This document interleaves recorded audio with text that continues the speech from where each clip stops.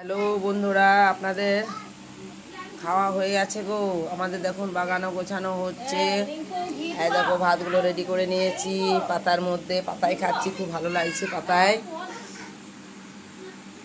আজকের মেনুগুলো হচ্ছে আর ঘি, একটু করে টাটকা ঘরের ঘি। আমি ঘি খাই না, ওইগুলো একটু দিয়ে দে, আর একটু দিয়ে দে।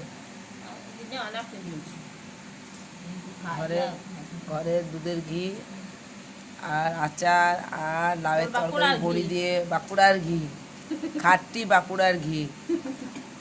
আমার দিদি এনেছে বলে বেশি করে বলা করাছে, ঠিক আছে। আর এটা হচ্ছে লাউয়ের তরকারি বড়ি দিয়ে, এটা হচ্ছে পাঁচমেশালির ঝোল, পেঁপে, সয়াবিন, আলু আর গাজর দিয়ে পেঁপের ঝোল, আর লাউয়ের তরকারি, একটু আচার, একটু সামান্য উচ্ছে আলু ভাতে।